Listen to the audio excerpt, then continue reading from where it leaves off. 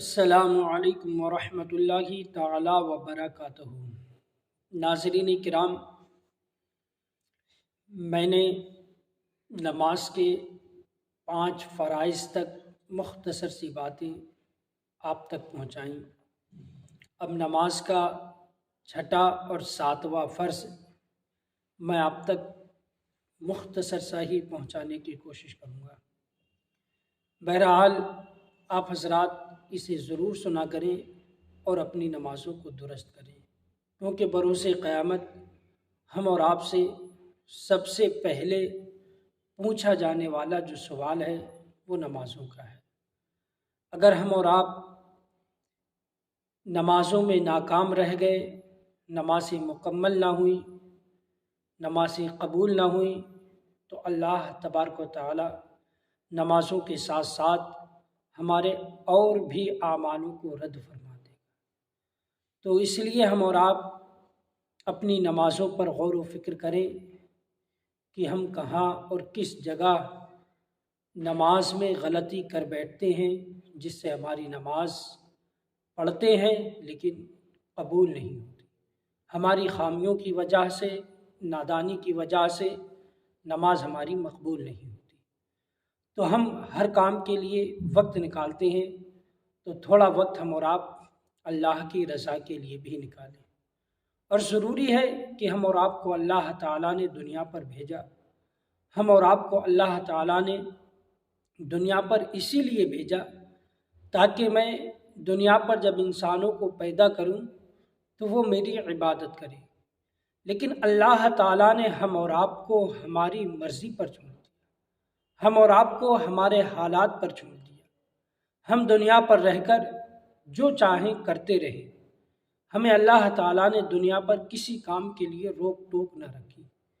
اس نے ہمیں اپنے کلام کے ذریعے، قرآن مقدسہ کے ذریعے ہم اور آپ کو یہ ضرور بتایا کہ تم دنیا پر رہ کر جو سمجھ آئے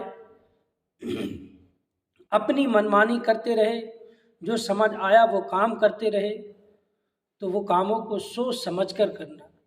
اگر تم نے وہ کام گناہوں میں مبتلا رہ کر کیے ہیں، تم نے دنیا پر رہ کر خرافاتیں کی ہیں، ایک دوسرے کو ستایا ہے، گالیاں دی ہیں، کسی پر ظلم کیے ہیں، کسی کو تنگ کیا ہے، ہم نے جس طرح کا بھی جو گناہ کیا ہے، تو اللہ نے قرآن کے ذریعے ہم اور آپ کو بتا دیا کہ گناہ کرو گے تو سزا ضرور پاؤ گے۔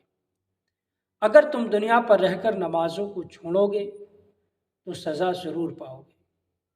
دنیا پر رہ کر تم روزوں کو قضا کرو گے، روزوں کو چھوڑو گے تو سزا ضرور پاؤ گے۔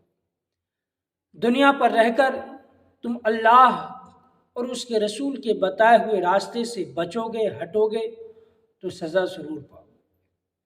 تو پیارے، ہم اور آپ کو ہمیشہ دنیا پر نہیں رہنا ہے، دنیا سے چلے جانا ہے، اور ہمیں یہ بھی معلوم نہیں کہ کب، کہاں، کس وقت ہم اور آپ کو موت آ جائے اور ہمیں دنیا سے چلے جانا، ہمیں دنیا سے جانا پڑ جائے۔ ہم یہ نہیں جانتے کہ ہم اس وقت کہاں پر ہیں، اور یہاں جہاں بھی ہیں وہاں سے ہم اور آپ اپنے گھر پر پہنچ پائیں یا نہ پہنچ پائیں، کسی سے کوئی کلام کر پائیں یا نہیں کر پائیں، کسی سے کوئی بات کہنے پائیں یا نہیں کہنے پائیں، اس سے قبل ہم اور آپ کو موت آ جائے۔ تو ہر انسان یہ خیال کرے کہ آج ماحول ایسا ہو چکا ہے کہ ہمارے مومن کہلانے والے، مسلمان کہلانے والے بھائی پورا ہفتہ ناپاکی کی حالت میں گزار دیتے ہیں۔ اے پیارے، ہم یہ تو خیال کریں کہ ہمیں ایسے ہی حالات میں، ناپاکی کے عالم میں ہمیں موت آ جائے، ہمارے جسم سے جب روح نکالی جائے گی ناپاکی کے عالم میں تو بہت سختی ہوگی۔ اور پھر دوسری بات کہ غسل دینے والا صحیح سے غسل دے پائے یا نہیں دے پائے، ایسے ہی ناپاک رہنا پڑے۔ تو ہم اس چیز پر غور و فکر کریں کہ ہم اپنی زندگی میں ناپاک نہ رہیں، بلکہ مسلمان کو ہر لمحہ، ہر وقت پاک و شفاق رہنا چاہیے، نہ جانے کس وقت موت آ جائے۔ اور پیارے، جب تم ناپاک رہو گے تو اسی لیے تمہارے دل جو ہیں قرآن مقدس، نمازوں سے، ذکر و اذکار سے تم دور رہتے ہو، دل نہیں ہوتے، پھر ہم اور آپ کہتے ہیں کہ آخر نمازوں میں دل نہیں لگتا، کہ قرآن پڑھنے میں دل نہیں کرتا، نمازوں کے لیے طبیعت نہیں لگتی ہے۔ ہم جگہ بجگہ پھرتے کہ کاش کوئی تعویذ دے دے جس سے نمازوں کے لیے دل ہو جائے، دین کی طرف دل آ جائے۔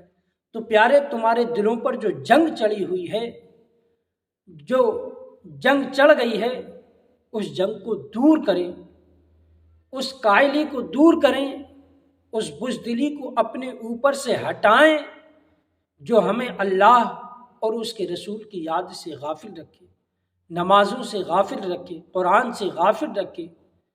ہم اور آپ جب اپنی زندگی میں یہ معمول بنا لیں گے کہ سب سے پہلے، ہم ہر کام سے پہلے نماز فجر پڑھیں اور اس کے بعد کچھ وقت گزار کر اللہ کا کلام مقدس قرآن مجید کو پڑھیں، جب ہم اپنے دن کی شروعات اس کلام سے کریں گے تو اللہ تعالیٰ اس کے ذریعے ہماری کمائیوں میں بھی برکتیں فرمائے گا، ہمارے روزگار میں بھی برکتیں فرمائے گا، ہماری زندگی میں بھی خوشحالیاں عطا فرمائے گا۔ جو ہم پورا دن دولت شہرت بہت کماتے ہیں لیکن اس کے بعد بھی دل کو سکون نہیں ملتا، دل بے چین رہتا ہے۔ وجہ کیا ہے؟ کہ ہم دنیا ہی کے چکر میں، دنیا ہی کے پیچھے بھاگے جا رہے ہیں، لیکن ہم اور آپ کو نمازوں کی پرواہ نہیں۔ افسوس کی بات ہے پیارے، اللہ کا خوف اپنے دلوں کے اندر بساؤ، اللہ کا خوف اپنے سینوں کے اندر بساؤ۔ جب اللہ کا خوف ہمارے دلوں کے اندر آ جائے گا تو پھر ہم اور آپ کبھی مایوس نہ رہیں گے، کبھی ہمارا دل بے سکونی پر نہ رہے گا، ہمیشہ ہمارے دل کو سکون ملے گا۔ اور سکون کہاں ملے گا؟ اللہ تعالیٰ قرآن میں فرماتا ہے الا بذکر اللہ تطمئن القلوب، یعنی اللہ فرماتا ہے کہ اللہ کے ذکر سے دل کو سکون ملتا ہے، دل کو چین ملتا ہے۔ اگر سکون چاہتے ہو، چین چاہتے ہو تو اللہ کا ذکر کیا کرو، اس کے بعد کسی کام میں لگا کرو۔ تو پیارے، آخرت کا خیال کرو، ہمیں ایک دن اللہ کے سامنے ضرور پیش ہونا ہے۔ جب اللہ کے سامنے ہم اور آپ پیش ہوں گے تو آج ہم کسی طرح کی خرافاتوں میں، طرح کی برائیوں میں ہم مبتلا ہیں، تو اللہ کے سامنے ہم کس طرح حاضر ہوں گے؟ اللہ کو کس طرح ہم جواب دیں گے کہ مولا ہم نے گناہ کیے، زنا کیے، سود کھایا ہے، ایک دوسرے کی غیبت کی ہیں، برائیاں کی ہیں؟ کس طرح سے پیارے اللہ کے حضور کھڑے ہو پاؤ گے؟ تو اللہ کا خوف اپنے سینوں کے اندر بساؤ۔